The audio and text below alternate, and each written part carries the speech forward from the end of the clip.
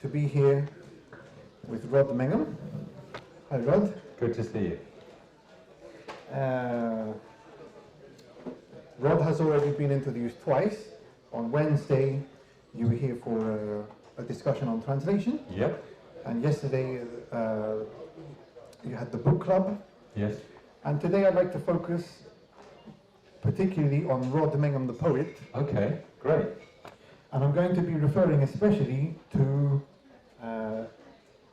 this collection. Yes, Chancellor's Thorn. This is published by Kenneth from 2015. It contains poems and prose poems. If you can distinguish between the two, we'll talk about that a bit later. Okay.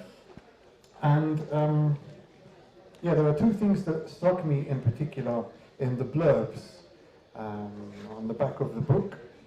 So, so the description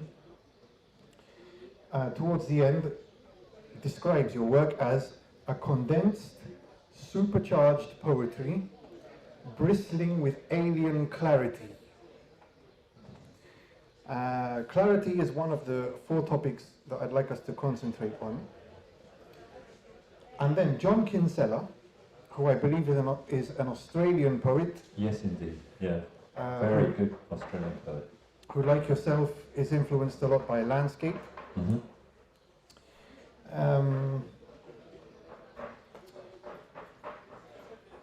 Okay, so in reference to another work of yours, Paris by Helen. Well, it's actually included inside here. Ah, okay. It's the sequence of poems in the middle of the book. Ah, yeah, that's right. Yeah.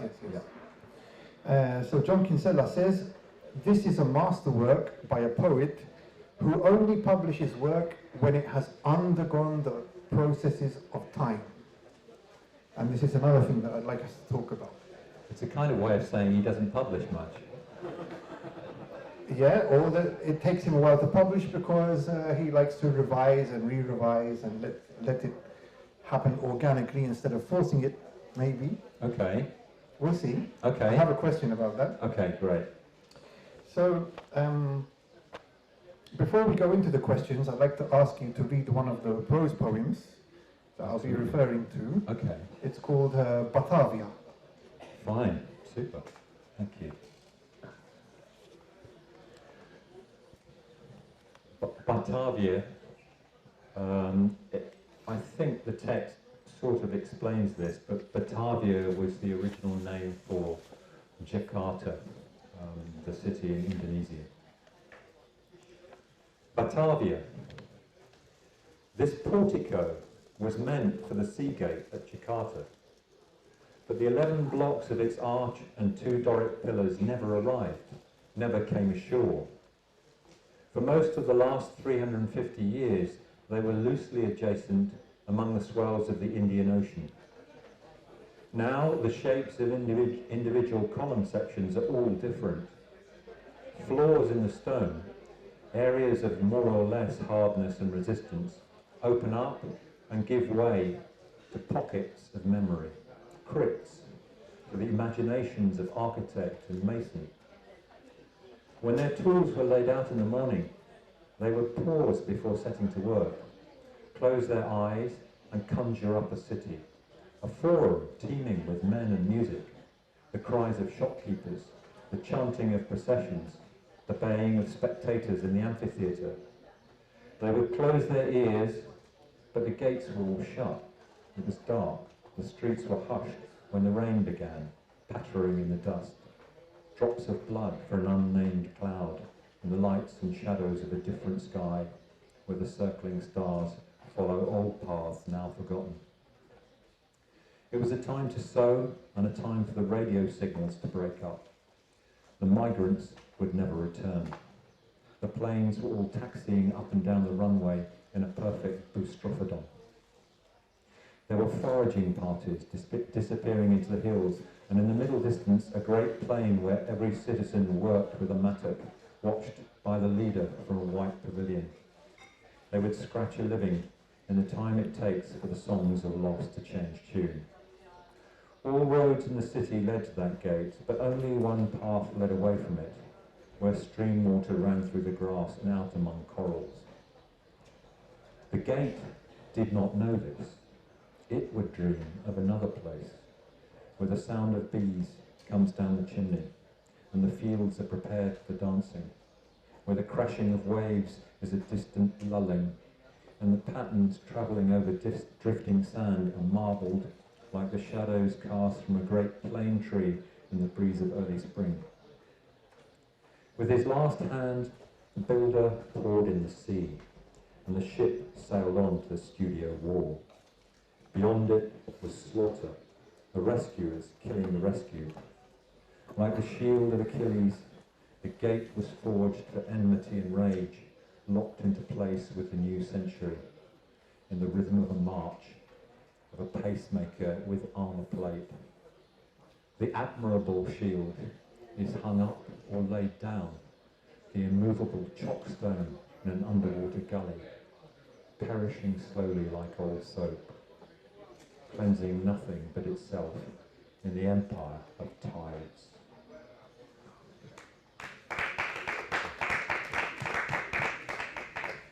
Thank you, Rod. That's a very dense text, at least in my opinion as a reader. And it's not easy to listen to, partly because it's so dense. I mean, it's made for the page, not for performance. Right. And also, you were competing with the birds outside, who are making a lot of noise right now because the dusk is on. A lot better noise, yeah. So I have a lot to say about this prose poem in particular, and I'll refer to it a number of times over the next 45 minutes or so. I'm going to start with the general and then go into specifics, right? So in this book, this is your latest book, right? It's actually two books in one. So Grimm's Pound is prose and poetry about a particular very important place called Grimm's Pound in Devon.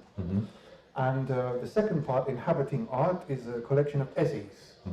And one of these essays is about the prose poem in particular. So I see poetry in general as an invitation for concision.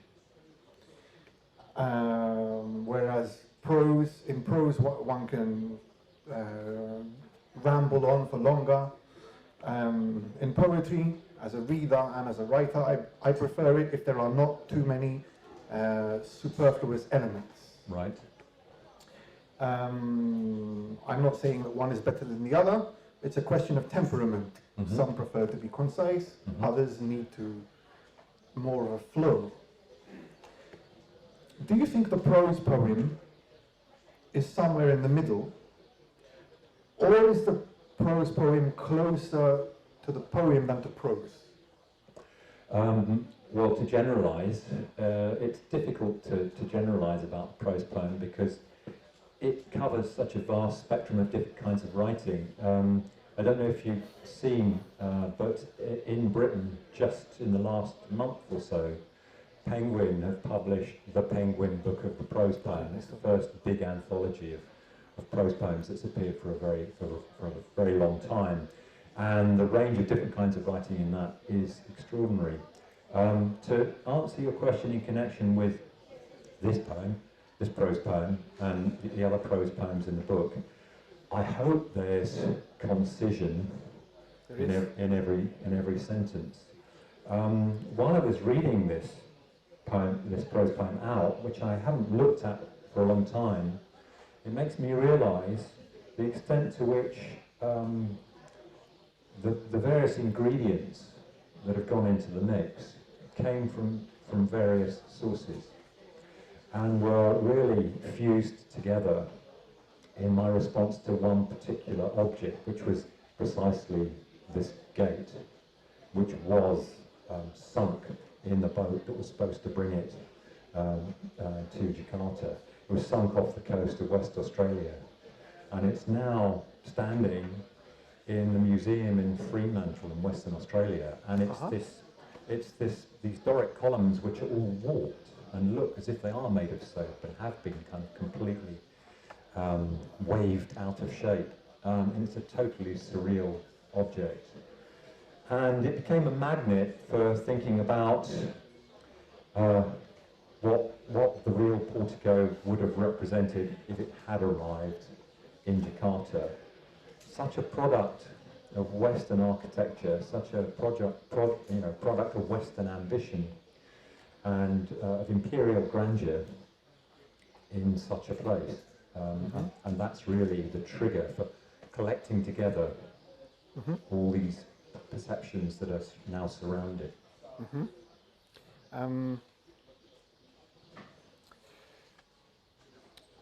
This is how you describe the prose poem in the essay I mentioned. Okay. Right? So, the prose poem is modernity's response not to an encroaching horizon, but to our fear of the receding horizon, whose growing distance increases our share of the unknown. Right.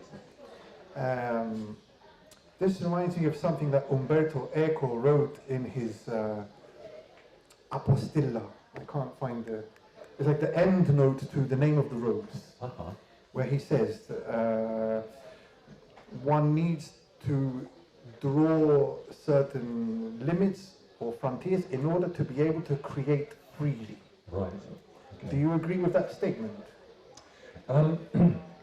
I suppose that I do. I mean, I should stress that the essay on the prose poem in the Grimspound book is really looking at the emergence of the prose poem out of seemingly nowhere in the middle of the 19th century in response to a specifically urban environment. And I'm interested in how it's kind of migrated to other places. And that sentence that you read out is part of my attempt to resolve the differences between the urban environment, which is now so endless and enormous and seemingly without limit. How can you determine when you've got to the end of the urban environment and you're into something else? Yeah. Where does it, at what point does it stop, effectively? Trying to think about the way in which one imagines borders and partitions and creates, as you say, a space within which to make something cohere. I mean, you have another piece of writing, it's difficult to call it an essay, in Inhabiting Art, where it's psychogeography, basically, where you take the underground to the terminal stations of several lines in all four cardinal directions. And writing about where the city peters out into the countryside, how to identify that that border, if it is actually identifiable. Right? Yes, and your phrase psychogeography is which of course we've learned to be suspicious of, because it's been thrown around so often in the last few years. It seems to me very applicable here, because it's really a matter of psychology, whether you regard this place as part of London or beyond its borders. We'll talk a bit more about place later. I have one more question about the prose poem. Sure. I mean, your writing, I wouldn't call it totally academic. It is in a way, because there are many classical references, right? Like, for example, the series on Paris by Helen. Yeah. And we had the wonderful metaphor of the boustrophédon, the airplanes taxiing from in one direction and another, like a perfect boustrophédon. Yes. So just a boustrophédon was writing in ancient Greek that went from left to right and then right to left and then... That's right. So it's continuity. Yeah. Yeah. But I wouldn't call your poetry academic, in the sense that I wouldn't want to classify it in that way, because it would be too limiting. Sure. Right? I'm glad to hear it. But how do you go about finding a balance, not only in your prose poems, also in the poems, a balance between density and clarity? Okay. They're not, well, for me, they're both problematic, but they're certainly not irreconcilable. Depends what you mean by clarity, whether you mean clear expression or whether you mean simplicity. Yes, simplicity, transparency. Simplicity, difficulty. It's not the same, of course, but it's perhaps related. When you say density, are you thinking of the difficulty of unpacking? Yes, because there are a lot of references, and in a single sentence you may have 4 or 5 different images to put together. Yes, yeah. I mean, it sort of comes naturally to me, I suppose, because of the kind of poetry that I'm interested in. I clearly am interested in, the poetic tradition, and I make no apologies for that. I suppose the main point to make is that there should be lots of different kinds of poetry. I don't think we should legislate for any one particular kind. The usual complaint of work like mine, by other people who I associate with, as well as me, is that it's intractable, that it is too dense, that it is too elusive. But I don't see a problem with that. If there's a readership that wants it or is interested in it or can find something to do with it, that's sufficient. I think there should be a plethora of different kinds of poetry because there are different audiences out there. Yeah, and the same reader can approach different poems with different attitudes according to the mood, according to what they feel like reading. People come to poetry wanting different things from it, I think. And there are obviously different audiences. Yeah, and there's a time to read a poem like yours and a time to read a haiku, for example. Okay. And timing is the next, the second of the 4 topics that I'd like us to cover. So I'm very interested in the timing of poetry in the sense of how a poem comes into being, how it's conceived, and then how it goes from the idea to the actual physical poem, right? Yes. So Miguel de Unamuno, a Spanish writer and philosopher, made a distinction between 2 types of writers. One is the oviparous writer, who lays an egg and then hatches it. So it's the idea of you make a plan and then a draft, an outline, and the piece of work exists before it's finished. It's being written continuously until at some point you draw a line and say this is done, and it hatches. And then there are the viviparous writers who gestate and then give birth all at once. So the poem comes together in the subconscious, and then all of a sudden just flows like a river. Right. This is a distinction made by Unamuno. Yes, sure. And I think it's possible to be a bit of both. Yes. My suspicion from reading your poems is that you are more of the oviparous type. Okay. I think that's true in respect to the prose poetry, whereby I can conceive of an initial idea and work out a lot of more or less what I want to say or what I want to aim for and the subject matter that I want to cover before writing it down. With the poems, as opposed to the prose poems, is quite different in the sense that I have an initial idea, but in the writing up, something might happen which would take it in a different direction. And then I have to be aware of the fact that in order to make what I think of as sense, in other words, in order to have coherence, be a whole poem, and for everything in it to belong together, that as you go along, you have to be constantly looking backwards and forwards at the same time, and sort of reaching back to what you've already done, and that alters the direction in which the poem goes. So I think you're very much thinking on your feet when you're writing a poem, whereas with the prose poem, it's much more of a methodical working through an initial plan. As a general rule, I mean, obviously none of these, that's a basic distinction, but it doesn't hold good every time. Does that mean that you spend more time revising and redrafting your prose poems than the poems? Because well, not just mine, not only mine, but I would have imagined vice versa, you know? Right, okay.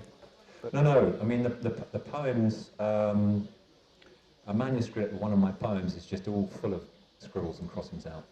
Whereas the prose poems might also have lots of scribbles, but I mean, when I get to the end of the prose poem, that's the end of the prose poem.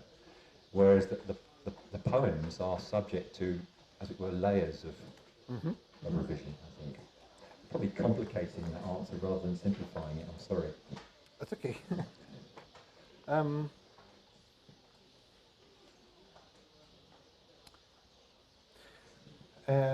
I couldn't help thinking of Calvino's Invisible Cities. Right. When I read and while I was listening to Batavia.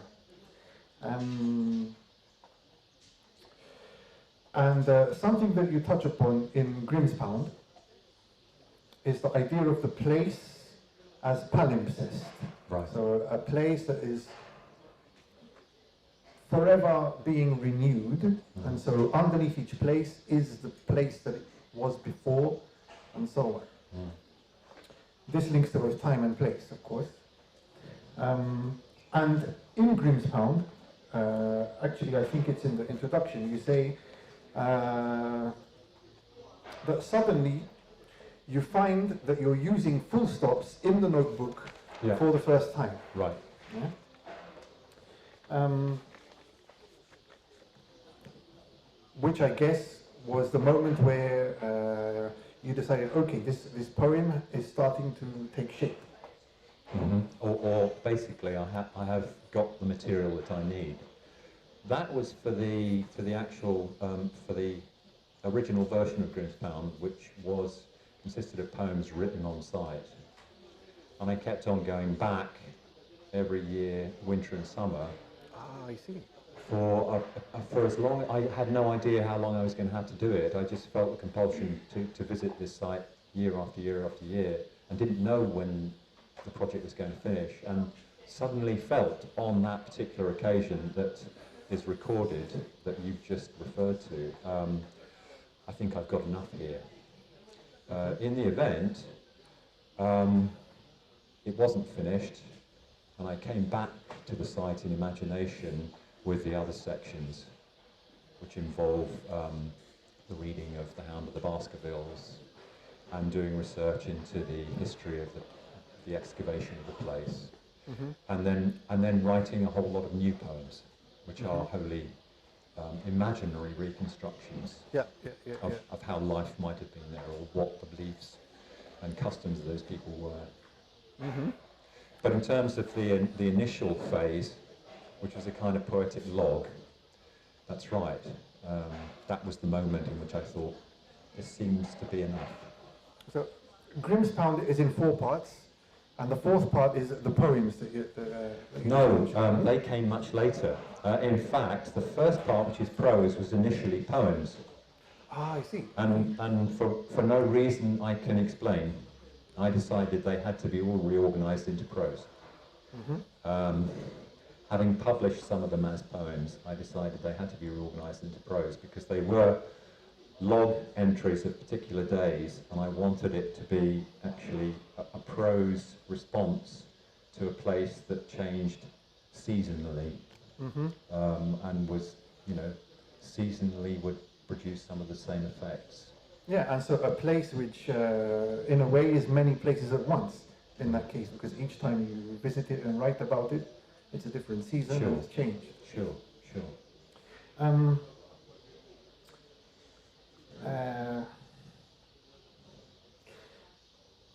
One thing that I find difficult as a writer, as a poet who is beginning to experiment with writing about place, it's not something that I've done regularly, I'm just getting into it. There are certain poems about place, specific places, which are timeless, such as Neruda's Canto General, when he's describing Machu Picchu and other places, Whitman's Brooklyn Bridge, Crossing Brooklyn Bridge. They're timeless poems, even though they're about a place in a specific time. How can a poet write a poem about a place which is timeless? A timeless poem about a place? I have no idea. I really don't think in those terms, actually. If you mean... Timeless in the sense that, I mean, so I spoke about the timing of how a poem comes into being and so on. Sure. There's also the timing of a poem, because a poem may have a kind of cycle of reception. It may be valid for a while. If I write a poem, for example, about, let's say, that horrible B word, Brexit, sorry, I mentioned Yeah, you said it. Just, if I was to write something about that, me or anyone else, in 2 to 3 years it might no longer be valid. Someone might read it and say, oh, this is old hat, you know? Well, my next pamphlet is full of poems about Brexit. They're not in either of these books. Poems and prose poems, which in their responses to Brexit, and maybe they won't hold their own in a few years' time, but they are nonetheless responses to a particular climate of opinion, the mood of people like me at a particular historical moment. That either gives them their force, their energy, and their attention-grabbing quality, or it loses the audience. I mean, we won't find out until the dust has settled. I mean, one of them in particular I'm thinking of wouldn't necessarily realise that they're all tied to Brexit, but they are certainly stimulated by it. And there's a poem that appeared not so long ago in PM Review called The Deserted Province, which is really imagined from the point of view of a Roman soldier about to leave Brexit. You know, it's no longer going to be part of the Roman Empire, it's going to be on its own because it's being abandoned. So in some ways it doesn't seem to be about Brexit at all, but actually it is, because a lot of the emotion that goes into the poem has to do with that despair, really, at this return to isolation. I think that's the beginning of an answer to the question, in the sense that how can a poem about the place be timeless? Well, if you are successful in recreating and crystallizing an emotion, then the poem will kind of transcend the place and time. I mean, I have written poems which are, you know, completely of their time. You wouldn't remember him, but the Conservative minister in the 1980s was called Kenneth Baker, who was particularly heinous. And I included a line in the 1980s, who was Kenneth Baker? Which, anticipating, that would be the question that the reader would ask in 30 years' time, because they'd have no idea who was Kenneth Baker. And then another possibility, and this is something that you do several times in Chance of a Storm, but also in the poems of Grimspound, right, is to combine the ancient or classical with the modern or contemporary. Right. So we heard the metaphor of the airplanes taxiing like a bustrophodon, right? And there are 3 lines that I would like to read out from Grimspound, right, which I'll just read them out. Yeah. The father spends these nights in the open. He is watching all the dead stars being swept out of heaven. This, well, it blew my mind when I read it. Okay. Watching all the dead stars being swept out of heaven.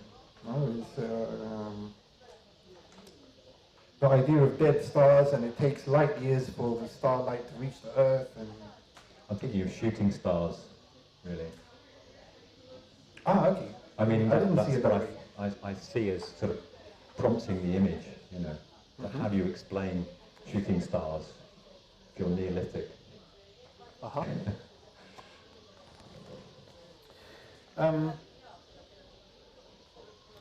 In both Grimspound and Chance of a Storm, I couldn't help noticing that despite the focus on land, or landscape, Yeah. or perhaps due to it, there are poems that conclude with a seascape. Right. I mean, even Batavia Yeah. finishes, so the immovable chalkstone in an underwater gully, perishing slowly like old soap, cleansing nothing but itself in the empire of tides. Yes. Yeah. And there's another poem in here that concludes with a seascape. Now the poem is called 9/11. 9/11, wait for it. 9/11 is the date when the CIA-funded coup removed the Allende government from power in Chile. Yes. And this ends like this. I need to read the entire paragraph. Sure. As far as eyes may see, there is spectral smoke on the runway to the east. In the west, the ghost ships of the clipper trade, skippered by mutineers, coasting endlessly, silently at first, running the course debited in all the accounts, until the time laps itself, winning and losing. The wind stops dead, a center of appeasement. The sea is beating its gong. The sea is beating its gong. This, there is a Maltese poet called Charlie Grima, who's from Valletta. He's, how to describe Charlie Grima? Let's say he's very streetwise and is scratching a living in Valletta. And he writes what could be termed maybe surrealistic poems, but they're not consciously surreal, it's just the way he writes. And he has one line where he says, Il polvri blu tal-Bahr, the blue gunpowder of the sea. Right. This reminded me of the sea is beating its gong. Right. Okay. Anyway, my question was, so despite or due to the general focus on land and landscape, you have poems which end in a seascape. Right. How important is the sea for you as a poet? It's always been important, and it's, if you take the long view of history, the sea is the highway. The sea is what joins people together. Many of the cultures that I refer to in both books really have to do with seafaring communities. For example, there's an essay in the Grimspound and Inhabiting Art book about a burial mound at Sutton Hoo, and it's the burial mound of somebody, we don't know who it was, but it's the burial mound of somebody produced who was an important person in a culture which was joined by the sea. The same culture buried ships in the east of England and in Sweden. This was a culture joined by the sea, not separated by the sea.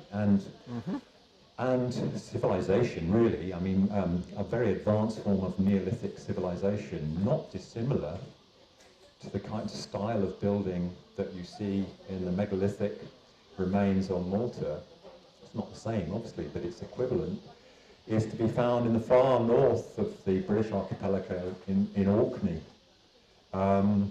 It's a very sophisticated culture, and clearly it depended upon information and styles, cultural styles and cultural information coming via the sea. So I prefer to think in long historical terms about the sea joining people together rather than separating them. Britain used to be a seafaring nation, it's not anymore, and now it's incredibly insular in the sense of being withdrawn into itself. In a way, you're an islander yourself, just like us, not merely because you're British, but also because as you say in one of the essays, your surname, Mengham, comes from a settlement on a small island near Portsmouth. I can't remember its name now. Hailing on, it's a tiny island. It's a tiny island. Yeah. Mm-hmm. Yeah. So, yeah, perhaps the sea is in your veins for that reason too. Well, that's rather romantic, but I'd like it if that were the case, but it's asking a bit too much. Actually, in Hailing on, it's more like mud. Yeah. How much time do we have left? Because I'd like to ask you to read one more thing. Sure. How much time is left? None, really. Oh, dear. 5 minutes. Okay, all right. In that case, it's best to open for questions. Okay. Because I was going to ask you to read... I tell you what, we have the open mic. Okay. And it's a short prose poem called the l-Għaqda. Okay. All I wanted to do was ask you right now, apart from reading out the book, the poem, is what is the l-Għaqda? What does it mean? It's my invention because it was everything in that prose poem is true, in the sense that I was in Western Australia and I had been invited to the wake of Dorothy Hewitt, who's a very distinguished Western Australian poet who had died recently, and I was sitting listening to the orations, singing the praises of this terrific poet, and I was looking on the ground at these various insects. And in Australia, if you're from Britain, probably if you're from Europe, you have no idea what these creatures are. You've never seen them before. There's an adjective which Western Australians use to refer to something specific to their habitat, which is Westralian. Not Western Australian, but Westralian. So I decided this was a Westralipede. I see. It's just an invention. All right. Are there any questions for Rod? Yeah. Thank you. Form is a very strong element in poetry, and I was wondering whether you could comment about form with regards to prose poetry, how strong an element that would be. I think in my particular case, the same applies to both, prose poems and poems, which is that every poem has its own agenda. It involves my gathering together certain thoughts about specific things, and not to sound too precious about it. Every occasion of writing demands its own form, really. Don't know if you remember that essay. Is it an essay or is it a short story?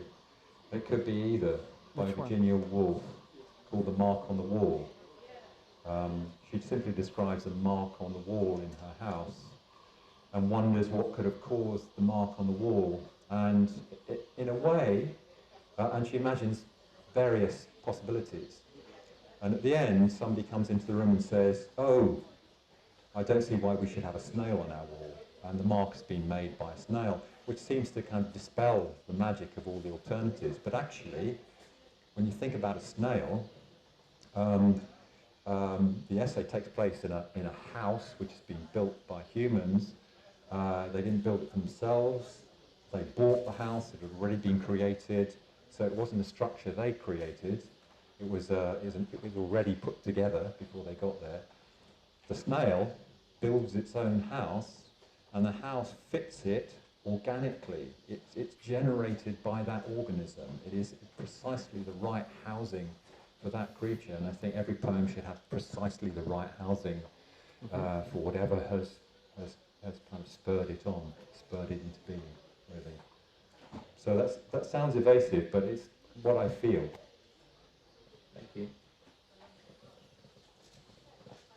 James? Thanks, Rod. I've got a question which is perhaps trivial, but on the basis of some of the things you've said and you've been talking about with Antoine, about the contemporaneity of some of the poetry, the timelessness of some of the other subject matter. The other day you were speaking about translation and how you like to translate poets who you see as being similar to you in some way. I just started to wonder whether you see your writing as part of something broader, whether there's a group of poets that you identify with, or some sort of culture that you feel is of the moment, a literary culture? Yeah. I think there are poetic communities. Some poets, I think, depend on them and feel that what they're doing is part of a conversation. And although I don't think there's anybody amongst the poets that I know who writes the same way that I do, there are resemblances, there are generic similarities, there are similar preoccupations, there are similar densities, I suppose, and combinations of materials. I think this is a good thing. I think it's not simply mutual admiration society. It can work in the opposite fashion. It gives you, as it were, it gives you a certain bar to rise to, in actual fact. To know that your work is going to be read by people whose own work you respect actually helps you, I think, to produce the kind of work you should produce, in actual fact. There is something called the Cambridge School, which is usually a term of abuse that's applied to writers in Cambridge by outsiders who regard it simply as something that is, a form of poetry as an academic pursuit. In actual fact, if you read the work of the kind of people who are lumped into this category, it's anything but academic, and it's what they're doing when they're not academics, effectively. In terms of its difficulty, I think that's the easy label to put on it, because it makes it sound as if this is poetry for people who know how to read in a certain way. I don't mind about that, because, as I said at the outset, I think there are different audiences for different kinds of poetry. I don't think any of us can sit down with Dante and work it out at the first go. Of course not. Or any of the great poets of the past, really. There are very few of them whose work is so limpid to us now, so transparent to us now, that we can give it one reading and that's all we need. There are, of course, we all have in our head, the simpler lines and the simpler poems of great poets like Wordsworth, for example, and speeches by Shakespeare. But an awful lot of that work, which we regard of as kind of setting the standard for what is possible to do with poetry, requires work. Of course. Mm-hmm. Can I have the mic? So a quick question in relation to James' question. Yeah. Could you tell us about your collaborations with Ian Sinclair? Ian Sinclair, the great psychogeographist, if I can call him that.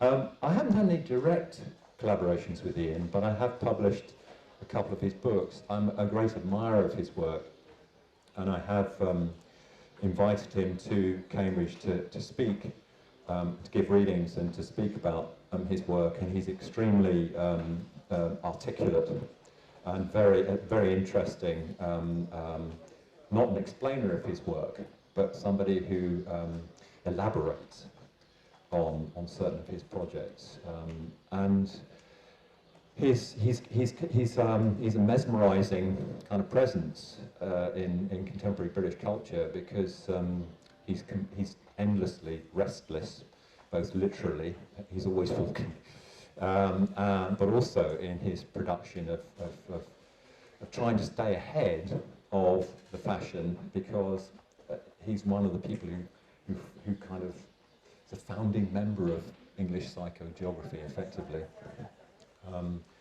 And there are just too many of them out there now. But I think he stays ahead of that.